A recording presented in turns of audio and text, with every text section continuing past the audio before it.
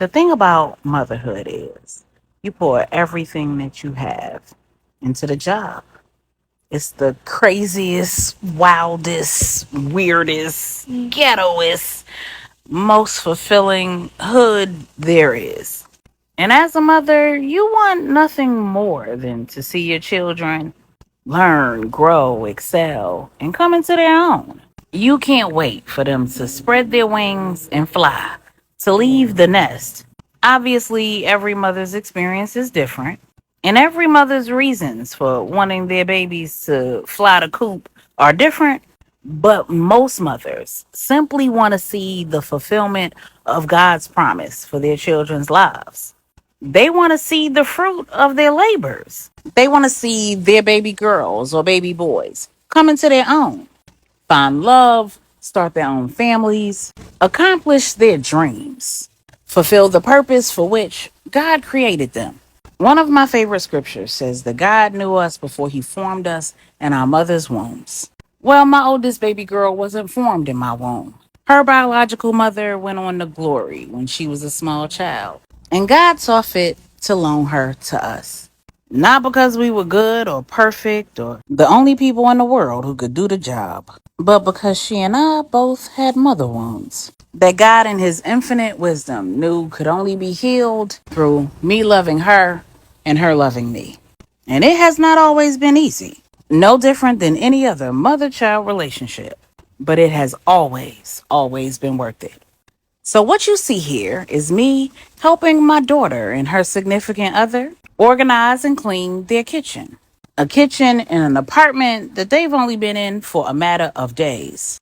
And it's not disorganized because they're lazy or nasty, so don't even go there. It's disorganized because my baby girl had surgery on yesterday. And her mama bear jumped on a Greyhound, because I don't drive on the highway, and traveled across 3 states to hold her hand, wipe her tears, reassure her, and be an additional support for her and her partner.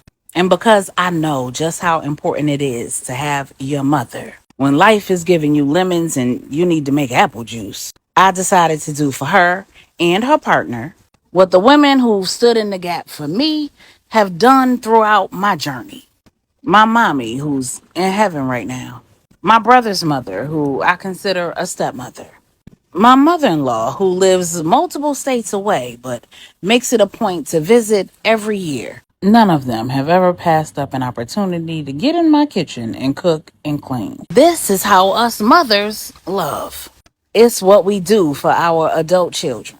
It gives us an opportunity to pour from a cup that God fills over and over again. To give what money can't buy and only a mother can give. And that's not shade to the daddies out there, because her daddy loves her immensely. Both of them do, actually. And while neither of them could be here physically, she knows that they are both here in spirit. Parenting adult children is difficult. It isn't easier when they move out and get their own place. That comes with a whole new set of difficulties.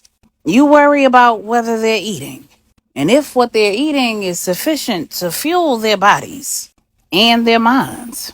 You worry about who's around them, who they have in their space, where they're going, what they're doing, who they're doing it with, and if they're safe, who they're choosing to spend their lives with, who raised those people, and what kind of people did they raise, the decisions that they're making individually and collectively, what those decisions will cost them, and whether you will have what you need to help them put the pieces back together when the cost is higher than they expected. You worry about how they'll get through the difficulties that life sends their way, regardless of the decisions that they make. My baby girl had what can be considered a minor surgery, but surgery is surgery.